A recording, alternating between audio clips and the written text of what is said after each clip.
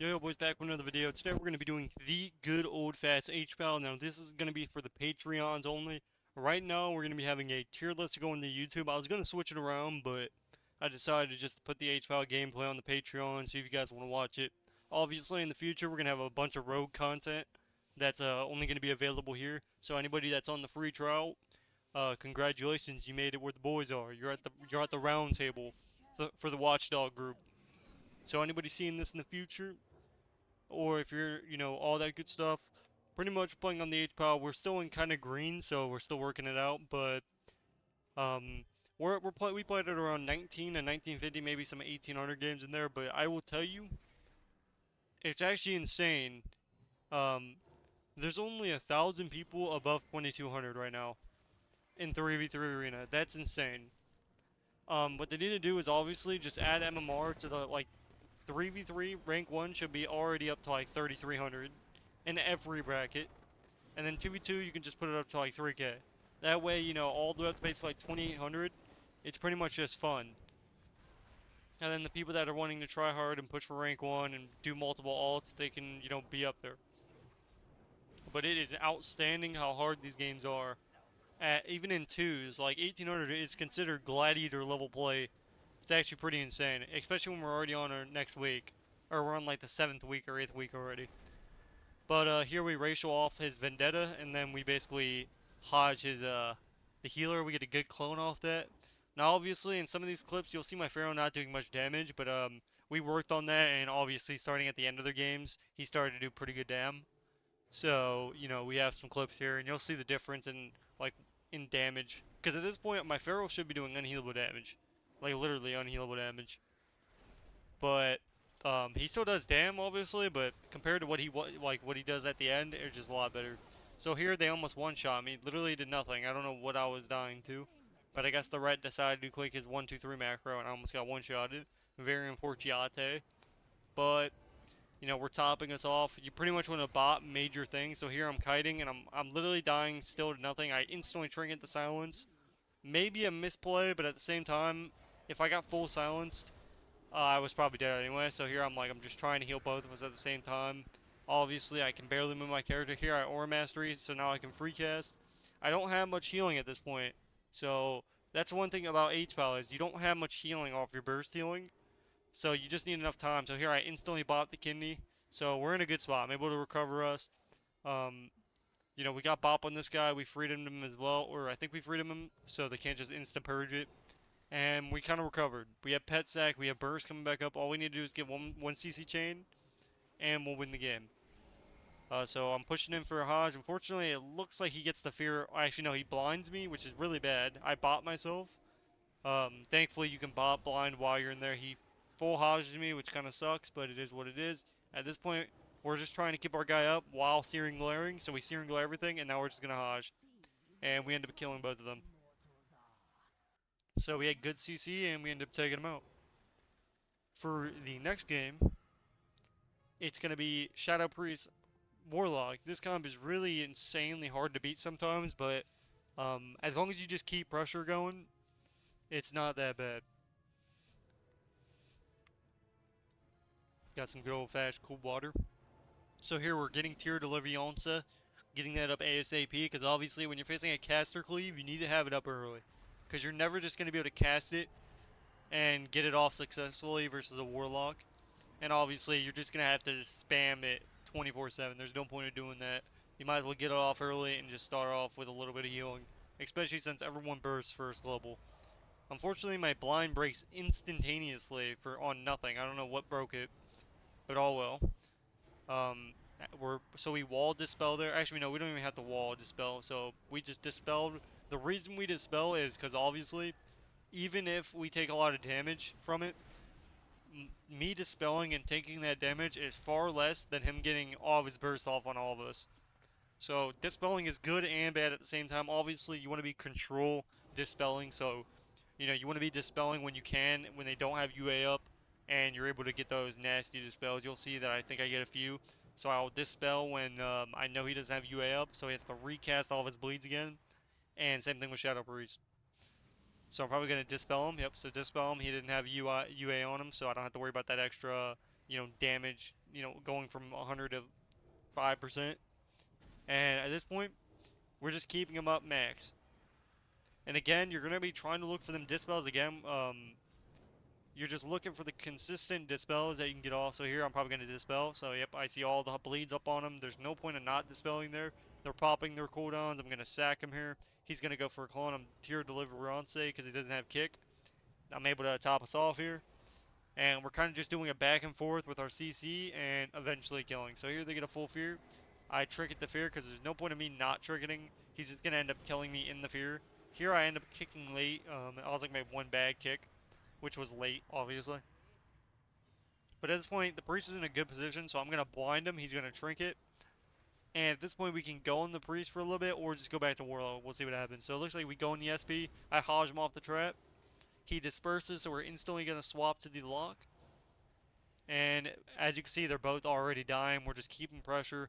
If we can get any kicks or anything off, yep, see, we get swap on top of that. So we just got a ton of... See, if we waited 1 second there, we would have got a full clone, and we probably would have won the game off that. But instead, we DR clone, which is really bad. So here I'm going for my casting healing. I know the priest is going to try to fear me soon, so I'm getting ready for that. And we just need to keep applying pressure, get our trap off, and go in and try to get our last CC off. We actually don't even need CC. We kill him without any CC at all. We just do unhealable damage. We take him out. So thankfully, if you can keep that Warlock under control, it's a lot better than letting the... It's a lot better to have the SP free casting than a Affliction Warlock. Because the Affliction Warlock, he's not just going to be able to cast for free if he doesn't have, for on him. Here's basically an example of when my Pharaoh does huge dam. This is kind of what they were trying to do to us, but we're just playing a better version of the comp. Because obviously Pharaoh is better than Fury. But you'll see that if they played good and they used their cooldowns, they would have done the same thing we just did to them. And you'll see here in a second. So here, he Cyclones, he Trinkets instantly. Really good for us. I Searing Glare the Warrior on all of his damage, so we don't have to worry about it. And we're just keeping our CC up. So we got a bunch of CC, got his Trinket. And as you can see, we're just doing a ton of AoE cleave. And we almost end up killing both of them here. We're literally just doing unhealable damage. He sacks here. The Warrior's dead to air. And here I'm going to go for a Hodge most likely here soon. Or blind. We'll see. So it looks like I'm going to, blind him here. He Cyclones DR on top of it, which is fine. I'm going to Hodge off that and we're going to kill. And we end up winning the game off that. He probably had Turtle, but I guess he might not have, he might have walled and thought it was enough. But as you can see, the damage is just unhealable. Especially when they're stacked up like that. And you never want to stack up versus our comp. Literally ever. But that's pretty much that. But yeah, with our comp, you're pretty much just trying to do max dam. And that's all you're really trying to do. So this is pretty much for the 18 hundo game. And you guys have to let me know on the Patreon if you guys want to see it. Obviously, like the video if you're seeing this. Like the video if you can. Comment. It always, lets me know if you guys enjoy this type of content on the Patreon. Obviously, in the future, when we get more members and we get more rogue content out, it's going to be a lot more suitable. But since we just started out, it's going to be just a little bit slow on getting the Patreon up. But that's alright. I might end up, instead of doing $10, I'll probably put it down to like $5 or $5. I only put one tier on it, so $10 might be a little bit extreme for like just the start. So whenever the members slow down and I am able to, I'm gonna switch the price. So hopefully I'm able to do that sometime in the next in the week or two or something. Obviously, if you're supporting the channel, I appreciate it. That $10 is going to good use. It's basically just tells me you like the content, and if it's a good way to support my YouTube as well. Because, if you're helping me on the Patreon, you're also helping me, just in general, you're supporting the channel. So it's not necessarily just for the content on the Patreon, but you're supporting the actual channel. So this is the one loss that we got here. I literally pre-mount, and I line this guy's dragon on all of his CDs, so he just pops burst, he walls air. And this is just a prime example of what happens when Dev Evoker gets the chance to do damage. You'll see he's already doing triple everyone's damage. He instantly trinkets. And we're looking for those sleeps because all his goal is to try to cyclone me or sleep me. Most likely he's just going to try to sleep me because that's pretty much all they do. and we pretty much lived their CDs. I'm going to Sear and Glare both of them on the Bash, and then I'm going to push him for a Hodge. I'm actually not going to Hodge because everything's DR'd, so there's no point in stunning the Evoker. As you can see, we DR stun the Evoker, which is always bad. But we get a full clone here. Now I can Hodge off that clone, and it's going to be full. So I'm probably going to sack soon. We'll see what happens. It depends on how much damage he's putting out. Usually you want to sack um, to stop CC. So like if you know a clone's coming, you usually want to sack then. So here we push him for the Hodge. So we get a full Hodge. We dispel asleep. And you think we would kill something. It looks like I get a full non-DR blind, which is really good. I waited that extra second. Unfortunately, we didn't really get much out of that CC chain. I don't know what we were hitting, but I think we were just on 2 separate targets. But yeah, we definitely have to go the Evoker mostly due to the fact that his damage is just extraordinarily broken.